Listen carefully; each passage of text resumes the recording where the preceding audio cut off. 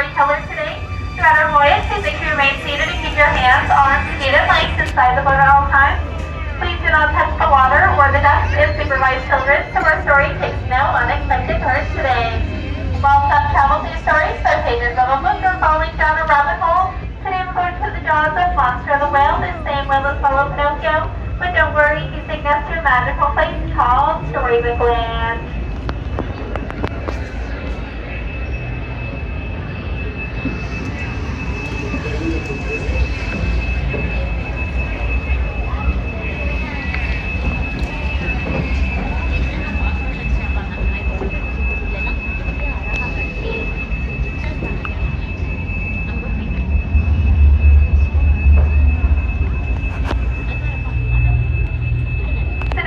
Begins with the big bad wolf whose cave is coming up on the left side.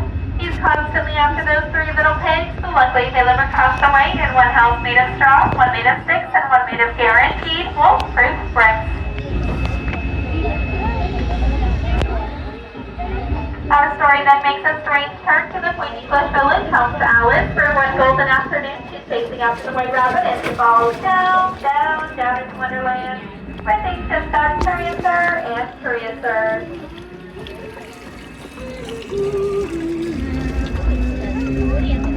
If that's not your cup of tea, on the right side is London Park, where Peter Pan and the darling siblings first love to Neverland thanks to Tinkerbell's pixie dust. In Neverland, they will never ever have to grow up.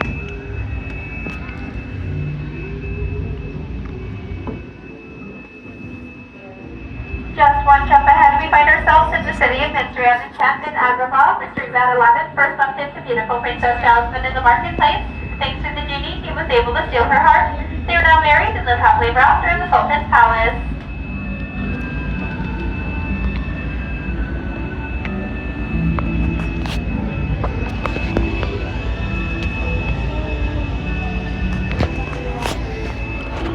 Under these very same archways for Aladdin and Jasmine soared over, sideways and under on a magical carpet ride to a whole new world. Most of our stories here are full of love and light, but they do have the dark faces as well. The treasure inside the Cave of Wonders bears a curse that only the Genie can lift. Legend has it, whoever frees the Genie is granted 3 wishes. Let's make a wish inside and see if it comes true.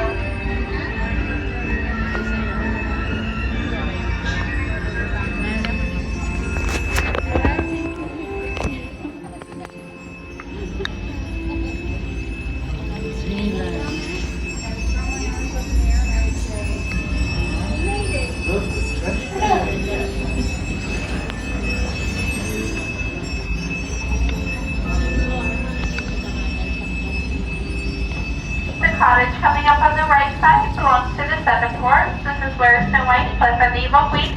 They gave her shelter and thanks for her kindness. You might be able to see their vine in the back or hear them whistle while they work.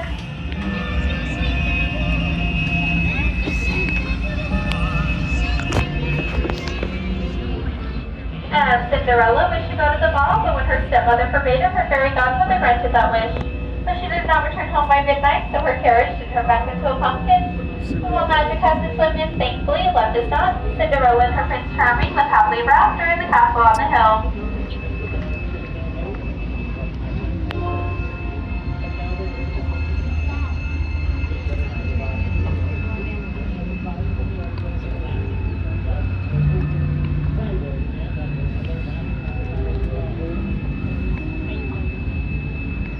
The Patchwork Hill Garden was inspired by 1933's silly symphony cartoon Lullaby Land. Storybook Land is favorite to master storyteller Walt Disney and will continue to inspire stories here today.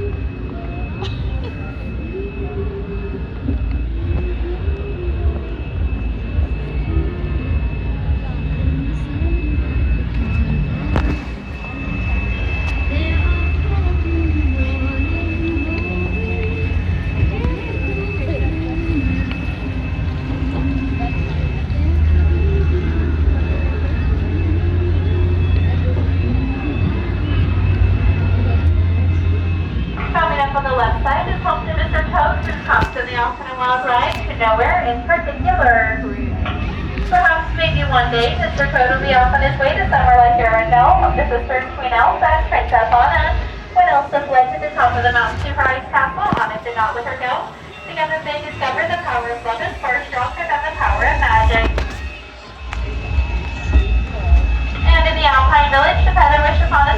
his puppet Pinocchio to become a real boy. When Pinocchio rescued him from the belly of Monstro the Whale, the fairy granted him that wish.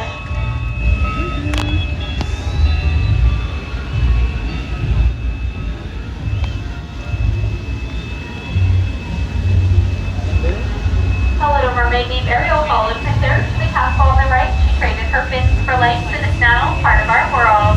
Her story began under the sea in the city of Aladdin with her father, King Tritons, and all the mermaid sisters. As our story comes to an end today, please remember to remain seated and keep your hands, arms, and fingers inside the boat so you're touched it off. Once we come to a full and complete stop, I will count to 3. Everybody will stand up together in the center of the boat for bowing so nobody takes any trips under the sea.